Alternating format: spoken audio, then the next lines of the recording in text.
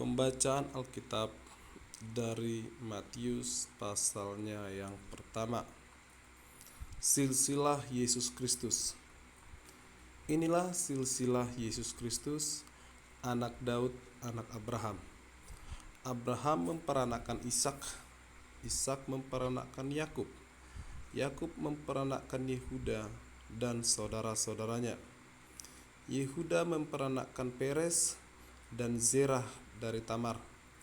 Peres memperanakkan Hezron, Hezron memperanakkan Ram, Ram memperanakkan Aminadab, Aminadab memperanakkan Nahason, Nahason memperanakkan Salmon, Salmon memperanakkan Boas dari Rahab, Boas memperanakkan Obed dari Rut, Obed memperanakkan Isai, Isai memperanakkan Raja Daud, Daud memperanakkan Salomo dari istri Uria, Salomo memperanakkan Rehabiam, Rehabiam memperanakkan Abia, Abia memperanakkan Asa, Asa memperanakkan Yosafat, Yosafat memperanakkan Yoram, Yoram memperanakkan Uzia, Uzia memperanakkan Yotam, Yotam memperanakkan Ahaz, Ahaz memperanakkan Hizkia, Hizkia memperanakkan Manasye, Manasye memperanakkan Amon, Amon memperanakkan Yosia, Yosia memperanakkan Yekonya dan saudara-saudaranya pada waktu pembuangan ke Babel. Sesudah pembuangan ke Babel, Yekonya memperanakkan Sealtiel, Sealtiel memperanakkan Zerubabel, Zerubabel memperanakkan Abihud, Abihud memperanakkan Elyakim, Elyakim memperanakkan Azor, Azor memperanakkan Zadok, Zadok memperanakkan Akhim, Akhim memperanakkan Eliu, Eliu memperanakkan Eleazar, Eleazar memperanakkan Matan, Matan memperanakkan Yakub, Yakub memperanakkan Yusuf suami Maria yang melahirkan Yesus yang disebut Kristus. Jadi seluruhnya ada 14 keturunan dari Abraham sampai Daud, 14 keturunan dari Daud sampai pembuangan ke Babel, dan 14 keturunan dari pembuangan ke Babel sampai Kristus. Kelahiran Yesus Kristus. Kelahiran Yesus Kristus adalah seperti berikut. Pada waktu Maria, ibunya bertunangan dengan Yusuf, ternyata ia mengandung dari Roh Kudus sebelum mereka hidup sebagai suami istri. Karena Yusuf suaminya seorang yang tulus hati dan tidak mau mencemarkan nama istrinya di muka umum, ia bermaksud menceraikannya dengan diam-diam. Tetapi ketika ia mempertimbangkan maksud itu, malaikat Tuhan nampak kepadanya dalam mimpi dan berkata, "Yusuf, anak Daud, janganlah engkau takut mengambil Maria sebagai istrimu, sebab anak yang di dalam kandungannya adalah dari Roh Kudus. Ia akan melahirkan anak laki-laki dan engkau akan menamakan dia Yesus, karena dialah yang akan menyelamatkan umatnya dari dosa mereka." Hal itu terjadi supaya genaplah yang difirmankan Tuhan oleh Nabi.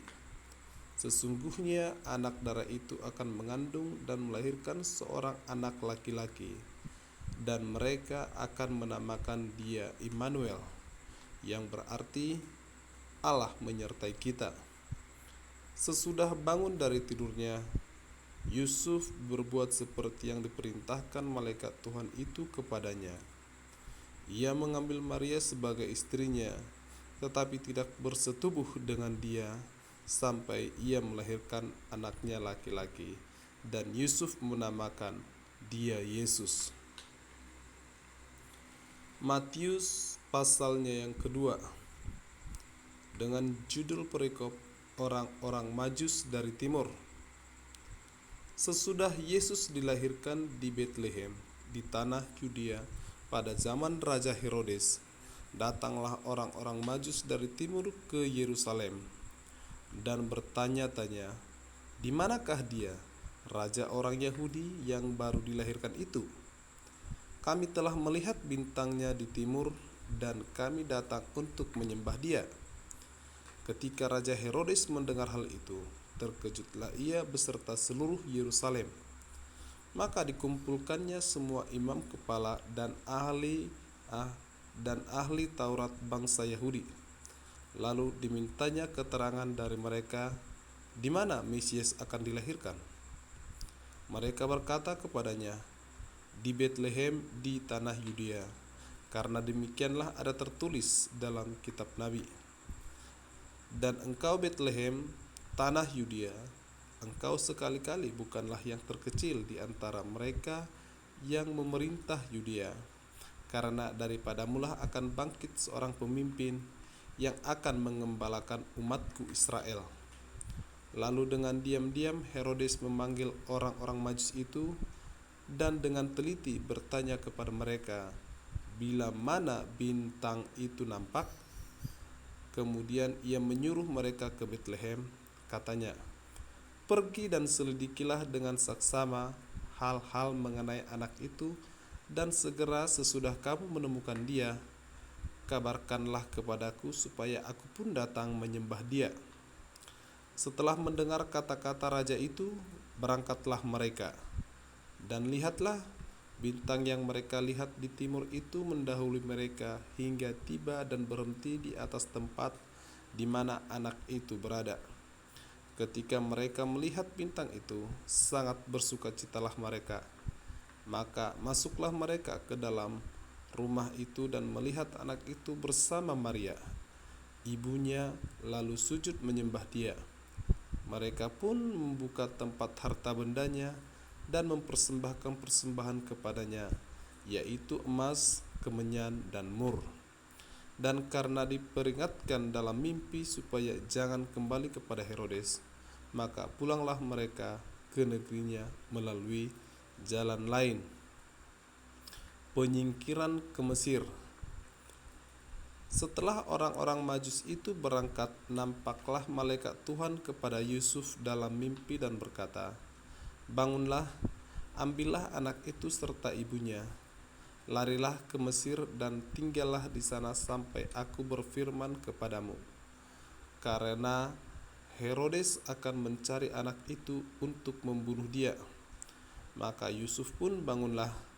Diambilnya anak itu serta ibunya malam itu juga, lalu menyingkir ke Mesir dan tinggal di sana hingga Herodes mati. Hal ini terjadi supaya genaplah yang difirmankan Tuhan oleh Nabi, "Dari Mesir kupanggil anakku." Pembunuhan anak-anak di Betlehem. Ketika Herodes tahu bahwa ia telah diperdayakan oleh orang-orang Majus itu, ia sangat marah. Lalu ia menyuruh membunuh semua anak di Betlehem dan sekitarnya, yaitu anak-anak yang umur 2 tahun ke bawah, sesuai dengan waktu yang dapat diketahuinya dari orang-orang Majus itu. Dengan demikian genaplah firman yang disampaikan oleh Nabi Yeremia. Terdengarlah suara di Rama, tangis dan ratap yang amat sedih.